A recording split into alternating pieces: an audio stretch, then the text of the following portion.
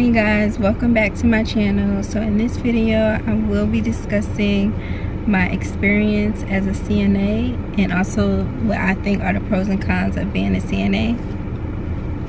So I became a CNA, I'm not a CNA now, but became a CNA about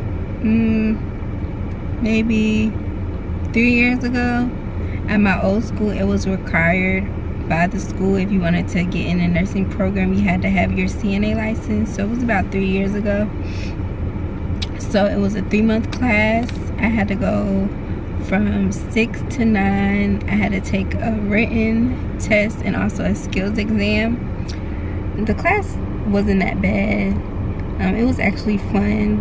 For the last couple weeks of the class, we had to go into a nursing home and do clinicals and practice what we learned in the class. And that was an interesting experience because that was actually the first time I've actually worked in any healthcare facility, so it was a good experience. So I'm going to start with the pros of being a CNA. So the most obvious one is you get to experience working in a healthcare facility and also being around other nurses, and that's something that's really helpful because nurses, working with other good nurses, they'll give you helpful advice and tips about getting through nursing school and just about nursing in general, about how they got to where they was at. And it's just good to have somebody to talk to, like especially if you plan on being a nurse and being around other nurses. They can really help you out. Some nurses are not nice. Like, it was one nurse and she was just so rude for no reason. I'm like, and everybody knew that she was rude. Like, she would make you do all this extra stuff. Like, I remember she had told me that I had to mop the cafeteria room. Like, what? Nobody has ever told me that. I've been working here for how many months? I ain't never had to mop the cafeteria, but she had the nerve to tell me to mop the cafeteria. Like, what? Is this in my CNA description? Anyways, that's besides the point. But she was just real extra and she was rude. And yeah, you also learn certain skills. Like I've stated previously, you will learn blood pressure, all the vital signs, like taking the pulse and stuff like that. While I was working as a CNA, I would have a whole hallway of I might have like 12 patients, and I would have to take their vital signs every day, maybe 2 to 3 times a day, just depending on the shift. So that was really good practice. Another pro of being a CNA was I got to experience what it's like to be in a space environment and to be under a lot of pressure, because it was always short staffed.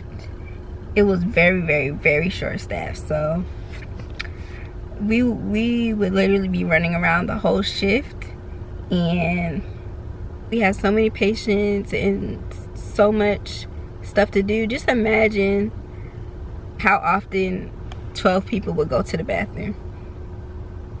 Like, that's a lot. So you're gonna have constantly changing people all day. So you literally like running. You have to give showers in between, take people to the bathroom, and it's just one person. So it is a lot to do, but the shift does go by fast. So that's another good thing. Ooh, y'all, my arm getting tired. So for the cons, I feel like the other most obvious thing was you're literally going to be cleaning poop all day. So if you don't like poop, probably not the job for you at all. And I know some people it wasn't for them. Once they started working there, it wasn't for them. But I didn't mind it, honestly. Like, I like being a CNA. I like being a CNA. So I didn't mind doing all of that. I don't know how it is in a hospital, so I don't know if it would be better. I don't know if it would be better in a hospital if you would have less piss and poop to clean up. But yeah, keep in mind that I am only 4'11", I don't know if y'all can tell, but I am a tiny girl. So I would have to literally carry, move, push, flip over people over 200 pounds. And you know, eventually you get a technique for it, because it was people smaller than me doing it. So it's possible, but it's just, you just have to form a technique from it. So basically, it was this one lady, and she was older, of course, because it wasn't a nursing home. So she was older. She didn't move at all. Like, she was not aware enough to be able to move her limbs. Like, she was just stiff. Like, literally, just imagine a stiff old person. And so when you would move her from, for example, the bed to the wheelchair to the bed, you was literally just picking up this lady. So we had these belts that you would put on them that would make it easier to transfer them. It was really hard to transfer her. So one day I was transferring this lady from her chair to the bed, and I got her on the bed, but she kind of slipped off the bed, so I was still right there, so I was able to at least to pull her up. But as I was pulling her up, as I was pulling her back on the bed, y'all, this lady bit my arm so hard.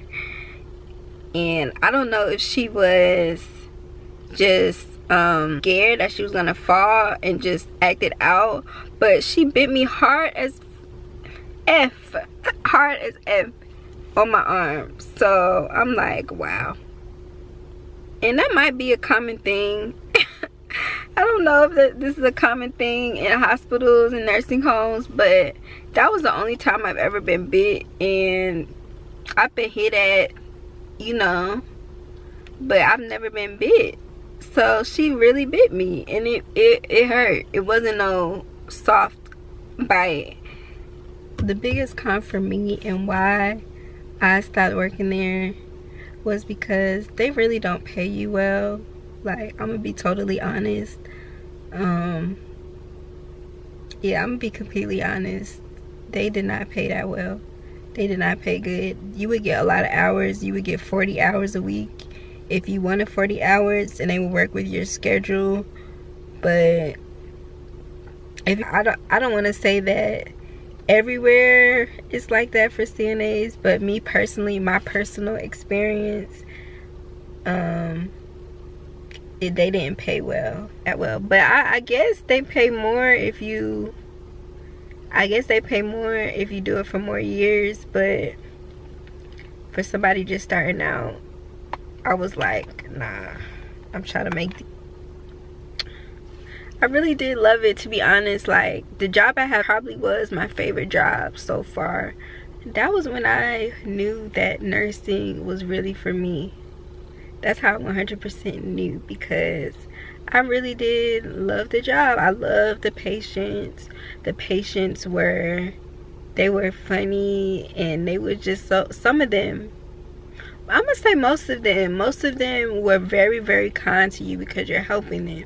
You're bringing them their food, you're changing them, you're taking them to the bathroom, you're showering them. You're basically doing everything for them. So they show so much gratitude towards you, and that feeling is like, it's unmatched. Like, it really is a good feeling.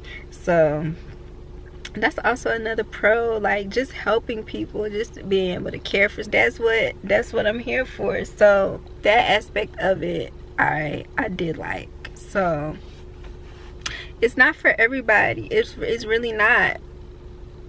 But, and what's funny is, you know, like I was saying, I'm small, so it was just funny because they would be like, why is this girl taking care of me? Like, why is this little girl taking care of me? It was like, bring me a real nurse. And I'm like, I am gonna be your nurse assistant today. So yeah, it's not for everybody, but I would definitely say that you should at least get your CNA license. If you are planning on going to nursing school, to get your CNA license, just to have that experience, you know. you don't even have to work that long, but it looks good on your resume. And it does, if you have the money, because you have to pay for the class. I think it was like $700. So if you do have the money, then into, because you may become a CNA and realize that you don't like pee, that you don't like blood, that you don't like throw up. I don't like throw up. That's disgusting.